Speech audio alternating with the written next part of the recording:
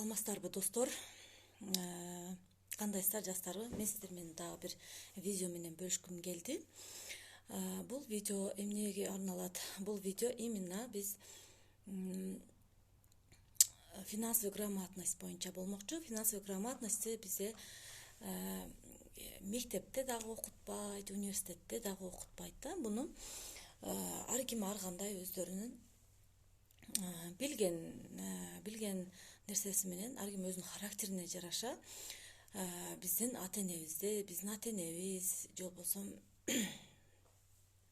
кайнатабыз өздөрүнүн эле мындай каалагандай башкарышат да. Мисалы үчүн кээ бир адам транжир болот, кээ бир адам багандай чөнтөгүнө акча турбайт, кээ бир адам өтө бышык болот, туурабы? Анан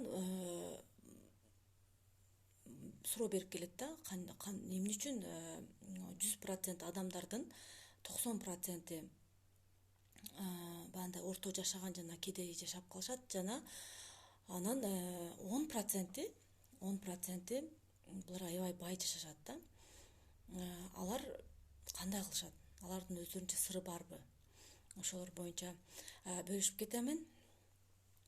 Анан алар кандай кылышат?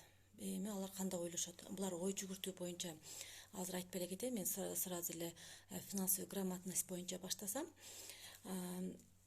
Сиздер азыр көбүнчө бул жерде айымдар бар. Мен айымдар кайрымдуулук кылып ачкан үчүн айымдар көбүнчө окушат. Анан кээ бир айымдар бар, эми үйдө отурушат. Анан бирок күйөөсүнүн акчаларын алар эмне кылышат, сакташат да. Кээ бирки немелер бюджетин, семейный бюджетти аял киши кармайт да.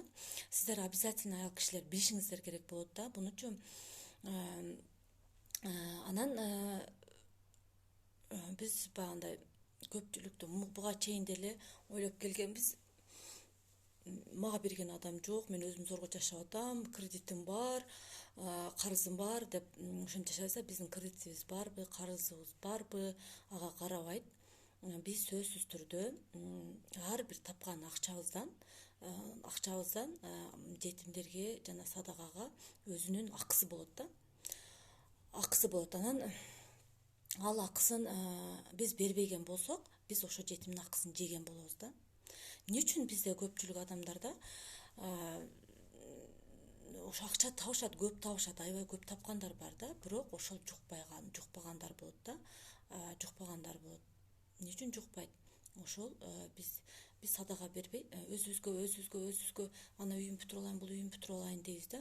Ал садагадан эч кандай үй деле бүтүп кетпейт да. Ал садагадан эч кандай кембагал деле болуп кетпейсиң да. Наоборот, ошо сен топтогон акчаңдын коргоочусу болот. Сен топтогон акчаңдын көбөйтүүчүсү болот.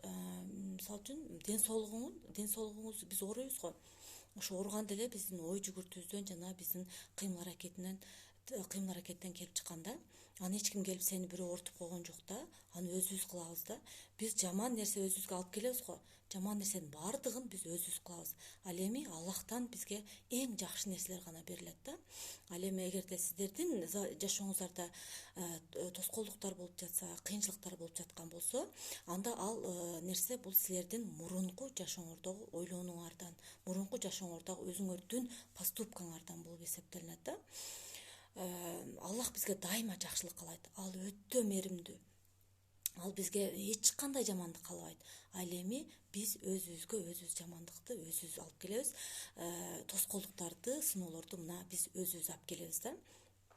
Аллах бизге только жакшылыктарды берет. Эгерде бизде эч нерсе кылбасак деле, эгерде бир тоскоолдук болуп аткан болсо, анда ошол тоскоолдуктун дагы ошо тоскоолдуктун артынан Аллахым бизге 2 эсе 10 эселеп жакшылыктарды берет да. Эми финансовый грамотность боюнча айтып кетсем, финансовый грамотностьта биз мисалы үчүн күнүнө 1000 сом табайлы дейли, 1000 сом киреше түшөт. Ошону гана биз сиздерге примерно бөлүштүрүп беремин. Сиздер өзүңүздөрдүн кирешеңиздерге жараша бөлсөңүздөр болот. Мисалы үчүн аны 6га бөлүш керек да, 6га бөлүш керек. Мисалы үчүн 1000 сомду 6га бөлөбүз. Бул жарымын 2ге бөлөбүз, жарымын 500дөн бөлүнөт, 500 сомун бул жака алабыз дагы бүт биз өзүбүздүн керектелүүчү нерселерге иштетебиз. 500 сому калыш керек, обязательно калыш керек. Анан 500 сому бизге светке, продукт алабыз, кийим кечебиз, ошо күнүмдүк 500 сом бул жакта бүт керектеличибизге калыш керек дагы. Ал эми бул жактагы 500 сом 5ке бөлүнүш керек да. Биринчиси эмнеге бөлүнөт? Биринчиси биздин золотой гусь деп коет. Бул сиздердин келечектеги сиздердин пассивный доход алып келиш үчүн сиздер акча топтошуңуздар керек болот. Сиздер эртеге эле бир күнү 5 жылдан кийин, 10 жылдан кийин өзүңүздөрдү салыштырып көрүңүздөр. Кандай жашоодо жашайсыздар, туурабы?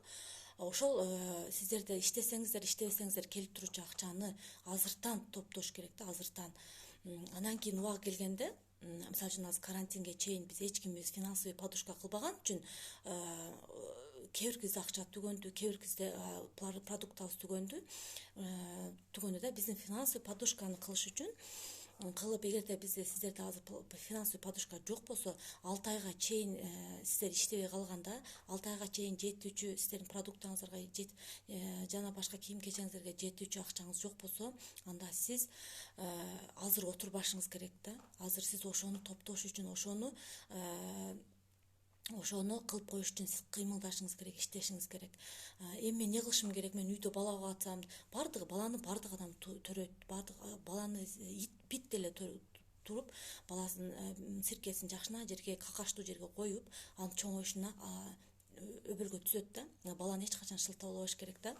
Любой жерден иш тапса болот. Мисалы үчүн кол өнөрчүлүк кылсаңыздар болот, онлайн иштер толтура болот атат, репетитор болсоңуздар болот, английскийден, русскийден сабак берсеңиздер болот, реклама кылсаңыздар болот, любой жерден иш тапса болот да, үйдө отурган айымдар үчүнчү.